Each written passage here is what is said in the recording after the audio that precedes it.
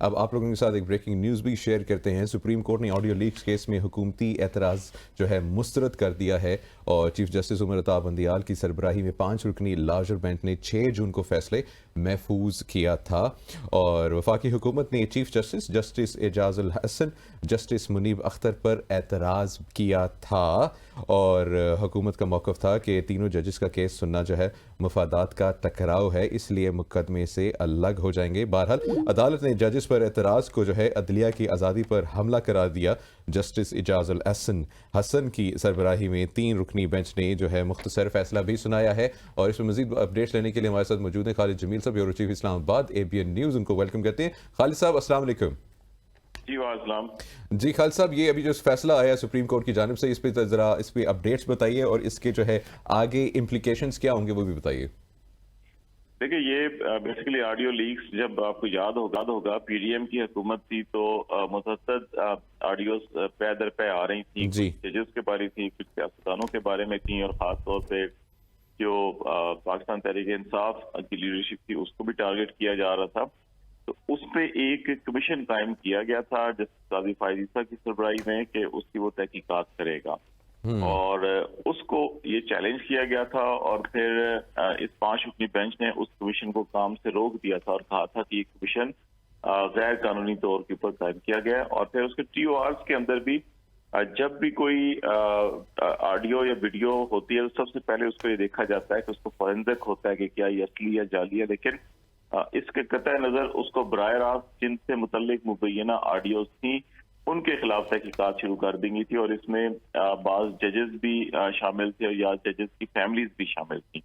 تو یہ supreme court کے ماضی میں فیصلے تھے کہ بغیر جو پرائیویٹ افراد ہیں ان کی اجازت کے بغیر جو ریکارڈنگ ہوگی اس قسم کی جو ہے، اور پھر اس کو بغیر یہ بتائے کہ ریکارڈنگ کس نے کی، کس مقصد کے لیے کی اور کس اجازت سے کی، یہ غیر قانونی ہوگا اور ان کے خلاف کارروائی ہوگی۔ اس طرف چاہے کہ یہ حکومت نہیں جا رہی تھی، بلکہ براہ راست جو ہے کہ انہوں نے نوٹسز کرنا شروع کر دیے تھے، تو اس لیے اس کو کام کرنے سے روکا گیا تھا کمیشن کو۔ تو اس وقت حکومت نے پھر اس 5 رکنی بینچ میں 3 جو ممبر تھے ان پہ اعتراض کر دیا تھا کہ جی کہ یہ مفادات کا ٹکراؤ ہے اور ان کو اس بینچ میں نہیں ہونا چاہیے، تو اس پہ یہ فیصلہ محفوظ کیا گیا تھا۔ تو اب وہ فیصلہ سنایا گیا ہے، حکومتی اعتراضات مسترد کر دیے گئے ہیں۔ تو اب یہ دیکھنا ہوگا کہ اس کمیشن کو جو کام سے روکا گیا تھا اس وقت، تو اب جو یہ کمیشن ہے اس کو دوبارہ جو ہے یہ تحقیقات کا آغاز کرے گا؟ نہیں، اس کو کام سے روک دیا گیا تھا پہلے ہی کہ یہ کام نہیں کرے گا۔ تو اعتراض اس لیے کیا گیا تھا کہ یہ لوگ 3 جج جو ہیں معزز یہ اگر الگ ہو جائیں گے تو پھر دوسرے کوئی اور ججز پر مبنی بینچ ہونا چاہیے جو اس پہ فیصلہ کرے، لیکن اس کو مسترد کیا گیا۔ تو ابھی وہ جو اس کے اوپر حکم امتناعی تھا اس کو کمیشن کو غیر قانونی قرار دیا گیا تھا اس وقت، اور اس کو روک دیا تھا کام سے، تو اب وہ کام نہیں کر سکے گا،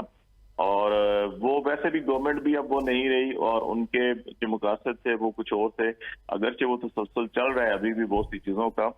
تو ابھی یہ دیکھنا ہوگا کہ اس کے اوپر مزید ڈیولپمنٹ جو ہے کہ یہ بینچ اپنا حتمی فیصلہ اس پہ کیا کرتا ہے اور کیا اس کے اوپر چیزیں آتی ہیں، لیکن فار ٹائم بینگ اس میں جو حکومت کا اعتراض تھا اس کو جو ہے کہ مسترد کیا گیا۔ نہیں تو اب آگے کا کیا لائے عمل کیا ہوگا؟ اب آگے کیا ہونے والا، آگے کیا ہوگا اس کے بعد؟ دیکھیں، اس میں 2 چیزیں ہیں نا، ایک تو یہ ہے کہ اگر یہی بینچ اس میں اس کمیشن کی تشکیل کو مکمل طور کے اوپر حتمی فیصلہ بھی یہ دے دیتے ہیں کہ ٹھیک ہے جی کہ اسی کے ساتھ جو اعتراضات تھے وہ مسترد کرتے ہیں، اور یہ کمیشن کی تشکیل غلط ہے، اس کو TOR غلط ہیں، اور اس میں اگر یا تو کہتے ہیں جی کہ اس میں نئے TORs ہوں تو اس کی بنیاد پہ کیا جا سکتا ہے، اگر اس کو بالکل ہی وہ قلعدم قرار دے سکتے ہیں پھر وہ کمیشن کام نہیں کر سکے گا۔ دوسرا یہ ہے کہ اس کے اوپر اگر حکم امتناعی برقرار رہتا ہے اور یہ بینچ ٹوٹ جاتا ہے، چیف جسٹس ریٹائر ہو جاتے ہیں، اس سے پہلے کوئی حتمی فیصلہ نہیں آتا، تو پھر یہ ہے کہ کیونکہ یہ جسٹس قاضی فائز عیسیٰ کی سربراہی میں بنا تھا تو وہ پھر خود چیف جسٹس ہو جائیں گے، تو پھر یہ اس کے بعد وہ یہ فیصلہ کریں گے کہ اس کمیشن کو ہونا چاہیے نہیں ہونا چاہیے، یا اس سے بڑا کوئی بینچ بنا کر پھر فیصلہ کیا جائے گا اس پہ کیا جائے۔ تو کیا یہ موجودہ جو کیئر ٹیکر حکومت ہے وہ اس کو پرسو کرے گی، اس کو فالو کرے گی، اور پھر اس کے اوپر ڈیمانڈ کرے گی کہ وہ جو تحقیقات کے لیے بنایا گیا تھا اس کو دوبارہ سے اثر نو بنایا جائے، تو پھر اس حکومت پہ اور نئی جو سپریم کورٹ ان پہ ذمہ داری آ جائے گی۔ اچھا